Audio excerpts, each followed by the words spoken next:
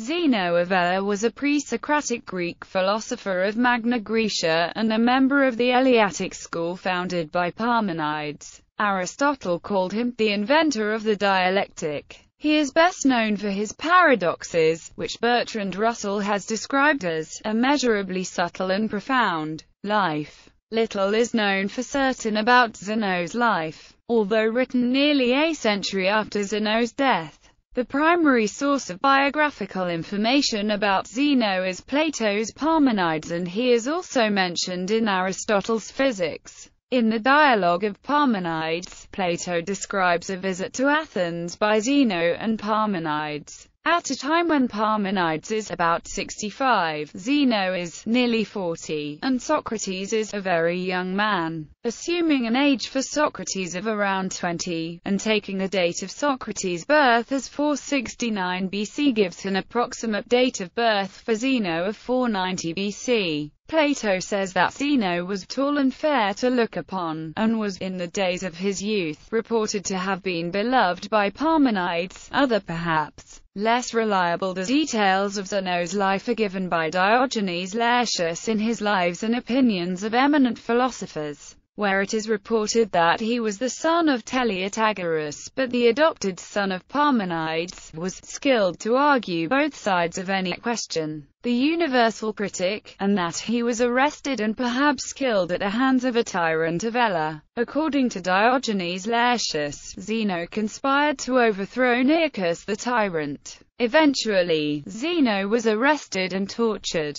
According to Valerius Maximus, when he was tortured to reveal the name of his colleagues in conspiracy, Zeno refused to reveal their names, although he said he did have a secret that would be advantageous for Nearchus to hear. When Nearchus leaned in to listen to the secret, Zeno bit his ear. He did not let go until he lost his life, and the tyrant lost that part of his body. Within men of the same name, Demetrius said it was the nose that was bit off instead. Zeno may have also interacted with other tyrants. According to Laertius, Heraclides Lembus, within his Satyrus, said these events occurred against Diomed and instead Nearchus. Valerius Maximus recounts a conspiracy against the tyrant Phalaris, but this would be impossible as Phalaris had died before Zeno was even born. According to Plutarch, Zeno attempted to kill the tyrant Demolus. After failing, he had, with his own teeth, bit off his tongue. He spit it in the tyrant's face. Works.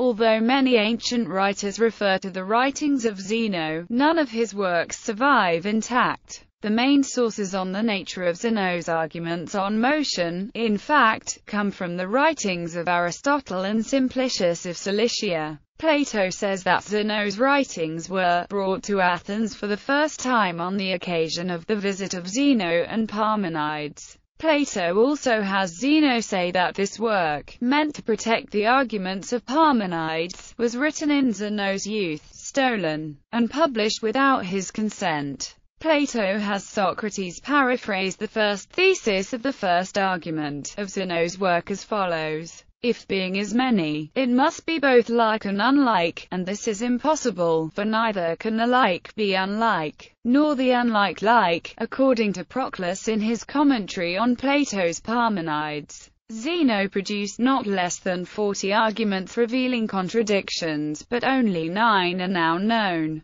Zeno's arguments are perhaps the first examples of a method of proof called reductio ad absurdum, literally meaning to reduce to the absurd. Parmenides is said to be the first individual to implement this style of argument. This form of argument soon became known as the epicharema. In Book 7 of his Topics, Aristotle says that an epicharema is a dialectical syllogism. It is a connected piece of reasoning which an opponent has put forward as true. The disputant sets out to break down the dialectical syllogism. This destructive method of argument was maintained by him to such a degree that Seneca the Younger commented a few centuries later, "If I accede to Parmenides there is nothing left but the one, if I accede to Zeno, not even the one is left." Zeno is also regarded as the first philosopher who dealt with the earliest attestable accounts of mathematical infinity. According to Sir William Smith,